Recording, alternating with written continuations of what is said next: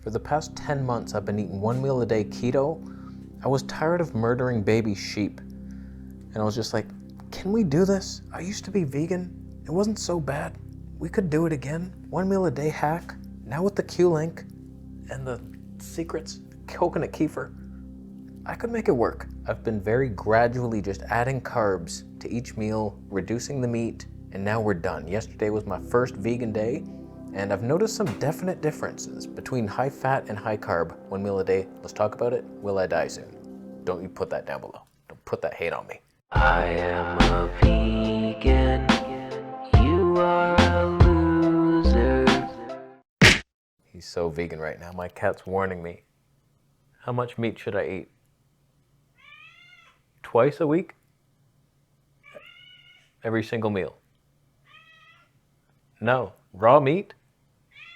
Was 3 ribs right? Oh no. So in my opinion, 1 meal a day is the life hack. I don't care what your diet is, make it work once a day.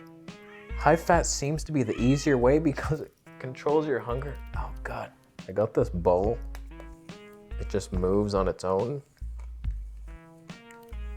If you hear noises banging around, that's to make my cat shut up. I've done many different versions of OMAD over the years. My first attempt was high-fat vegan, and it was working pretty good except the incredible gut pain. Those nuts and seeds just never made it. I'd do a big green juice and then a big fatty salad. And it was just as soon as I started drinking that green juice, just the floodgates, and I'm taking magnesium just to poo and the pain. But like my skin was clear, I was building muscle, I felt good. I was like, this could work. If we could just get that digestion to work. We couldn't. But I've tried many other ways. The restaurant cleanse, that was fun. A lot of acne, a lot of soy. That was a soy-based diet. Don't do it. What I've been doing over the past 10 months is just almost carnivore, very high fat, 70 to 80% of my calories coming from fat, mostly lamb, a little bit of avocado, coconut kefir. It was a good balance. I felt fine. I was sick of the murder. I'm ascending up through Saturn. I ain't coming back to this flat earth hell. This is my last run. It might have been my first. I've seen what Earth has to offer. Not bad. Winter? Take that or leave it. I'm going up through the dome, spiritually, through a vegan diet and just massaging people. Do good for mankind, and you'll get up there. This will be the first time I've ever tried high carb OMAD consistently and whole foods. I tried the Dr. Almond Raw protocol, but all his powders just constipated me. Although I think it's just the rice doing it because I'm still constipated. That's fun times. I've pooed twice since starting this 2 weeks ago. I poo once a week, but it's a good poo.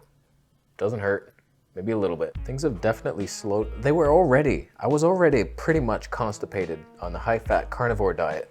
Then adding in white rice has done nobody favors. You add that in if you have explosive diarrhea. White rice, they call it the brat diet. Bananas, rice, apples, toast. The hell is that? What? Who eats toast? It's 1997. Grow up. So basically I was just high-fat, constipated keto, adding in constipating plant foods. Genius. Wondering why things are pretty slow, but so far I've been pleasantly surprised. I'm eating all this fiber now. I'm not in pain. A little bit of discomfort. I've definitely increased on the gas, and here we'll talk about the differences I've noticed between high carb OMAD and high fat. It's mostly negatives, but in a good healing type of way. Like I'm a spirit being in a white robe, ascending, in pain, bleeding. No blood, but like emotional blood. Start at the top here. Skin, about the same. This is the big surprise. This might change my whole foundation in how I was thinking things because every single diet I've tried, this is why I'm a freak. I do a high carb diet. I start increasing the fat, I get acne. Shit, why? It's the fat. But if you go complete opposite, high fat, low sugar, acne goes away. Start adding carbs, I get acne again. So it's like a mix. I've concluded I'm wrong, but I thought if I mix high fat and high carb, I can't. What have I been doing the last 2 weeks? A basic mix of both. Lots of meat, lots of rice, not breaking out. I think it's just the fruit. I always go back to high fruit. That fruit's too cleansing too fast. I need a slow detox, a rice detox, and it's working, slowly. So my skin is about the same. I'm pleasantly surprised. I'm slightly more mucusy. I've noticed it. I'm just clearing my throat a bit more. You know, they say, the raw vegan fruit hippies will say, grains and beans, cooked food is mucus forming, meat. I wasn't that mucusy on the keto diet, but once adding in rice, now I'm mucusy. That's fun times. I'm definitely gassier. Since adding in the beans especially, that's gas town. Throughout the day, it's not bad, just sometimes they start coming. They start coming hard. I was prepared for it. I was trying to go super low on the fiber, just mostly white rice, a little bit of berries, not too much of the bean shit, no vegetables. Like, don't add broccoli and cabbage and, oh, why am I gassy now? Sulfur, you freak. So I'm going slow, but once I up the beans, that nightmares are happening. And I've slowly reduced the meat. Now we're no meat, and I have to increase the beans even more to hope to get that one arm pull-up. I don't know how we're gonna do it as a vegan. I haven't lost any strength on paper. I matched my reps yesterday and today, but it felt like a bit of a struggle to get that 8th rep. That's failure. You're looking at a man about to fail, but he persevered. He persevered hard. I'm so proud of that scrawny vegan trying to lift himself off the flat earth dome even though gravity doesn't exist. It's just a good man right there. Good-hearted man, not killing any. First, let's just go here for a second. Bunch of freaks down there. I don't care that you eat meat. I'm not one of these freaks like, oh, look at you murder. You murder. If you need to do that to be healthy, I get it. There's nothing worse than suffering physically. And then if a keto diet can heal you and relieve all your symptoms, it's like, okay, well, whatever. We're sacrificing some animals. I don't care. I've tried every path. I get it. I'm not just, when you say, well, I'm killing less animals because I eat meat. Oh, your fruits and vegetables kill so many. That's a myth, a flat-ass myth. It really is the dumbest excuse I've ever heard, and I didn't use it when I was a carnivore. I don't think. I might have tried to play that card, and it didn't pass. The vegans got me good. But, like, if I'm gonna grow a garden, some animals are gonna be attracted to it. And then I take all my food, and oh no, they have no food now. They're gonna wander off, and you can't prevent these things. I'm not trying to kill that squirrel that wanted my strawberries.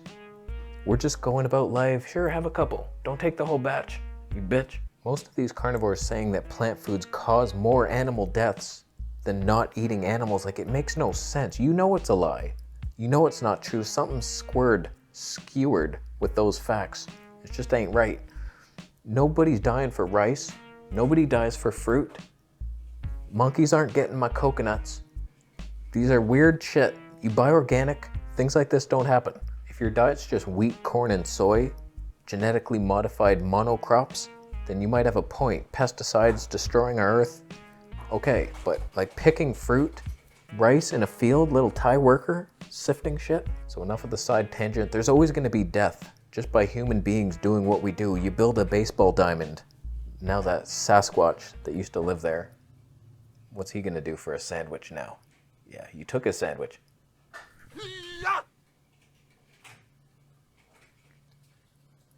I'm more tired after the meals. I've noticed it. And I'm finding it hard to get enough. I measure out. I'm trying to get same amount of protein I was getting. I was getting like roughly 80 to 100 grams of protein on the keto diet. I'm building plenty of muscle like that. So I'm trying to match it with beans. And so I'm weighing things out. It's like, okay, 1.5 cups of rice, 1.5 cups of beans, raw measured. I was like, how? I can't eat what I measure out. It's impossible. And I'm trying to stuff it in and I'm getting a little tired. It just lay down and accept it. Your carb coma death is awaiting you and I'm experiencing it every night. For the most part, I'm still energized all day. I just played ping pong with my mom, the fury that awaited her. I don't even think we should witness it. I'm afraid.